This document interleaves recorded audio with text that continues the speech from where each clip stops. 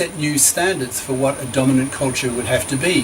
For example, if China wants to become the new dominant culture in the 21st century, as many people feel is possible, including the author, who chose to migrate to China for this very reason, then China will have to do what America did, that is, attract and particularly keep its foreign talent.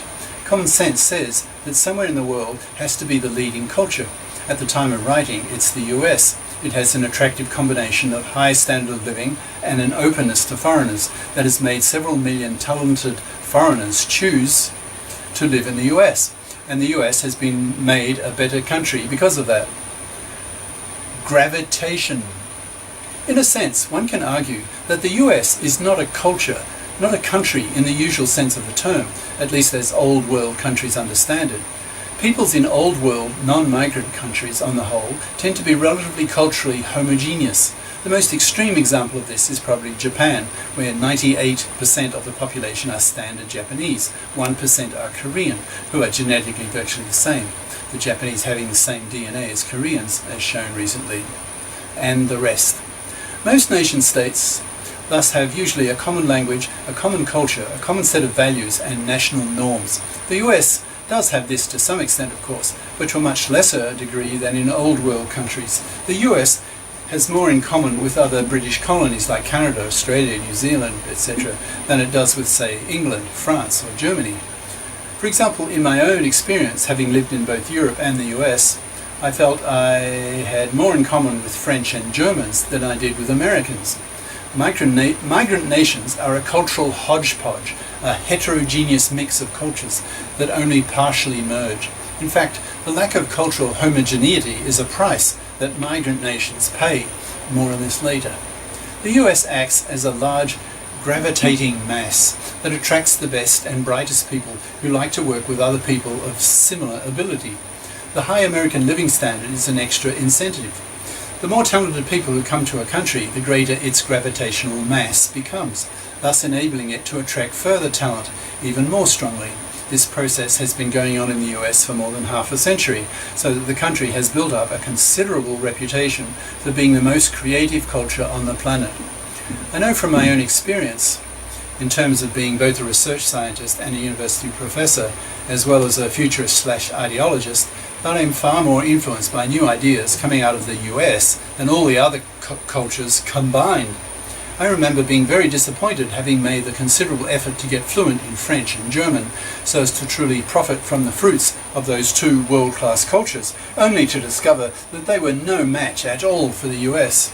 I found that in most cases, the ideas that were new to them were in fact already a few years old in the US, and that the 2-3 year delay between the ideas appearing in the US and in France/Germany was due to the time needed for the French and German intellectuals to read, absorb, and then rehash in translation the new American ideas. Organized. The US is usually well organized. Speaking as someone who has lived in the US for about 5 years, I can testify that the US functions pretty well, at about the same level of efficiency and effectiveness as Germany, and probably for the same reason, that is, many Germans migrated to the US and brought their German expectations of 1, 2, 3 with them. When one visits other countries, it's often frustrating that general efficiency levels drop. The US is one of the best organized countries on the planet, but I doubt it is the very best. Individual initiative. One aspect of American culture that influenced my life was a consequence of American individual initiative. Americans have a rather low opinion in general of their politicians. There's no tradition in the US that the best brains go into politics or the civil service, so it's not surprising that US government services tend not to be super competent.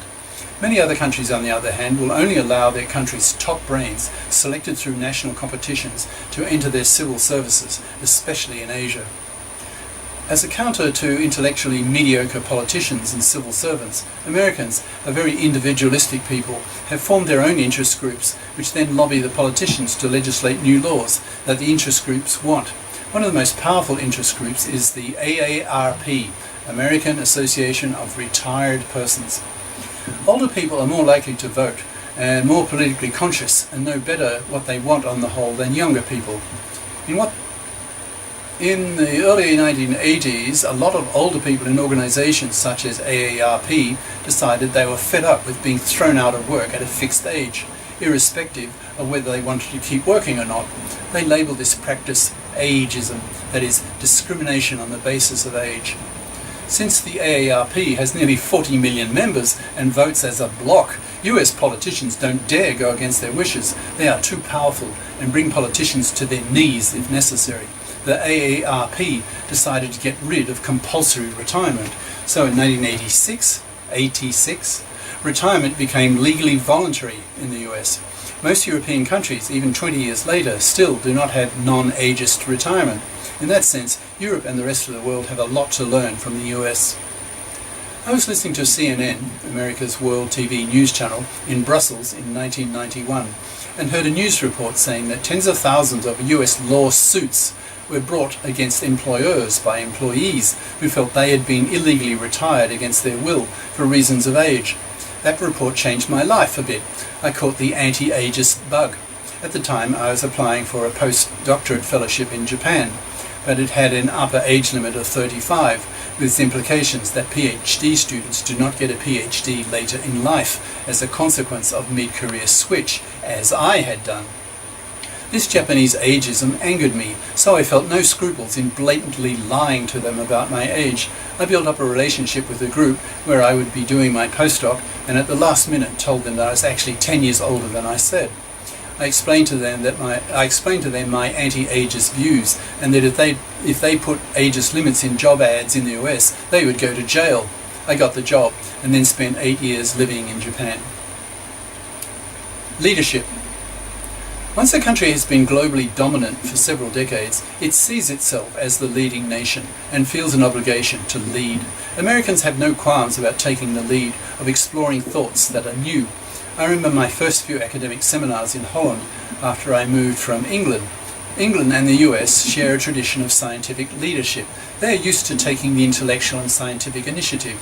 What shocked me at the Dutch universities was their acceptance of playing follow the leader instead of being the leader themselves.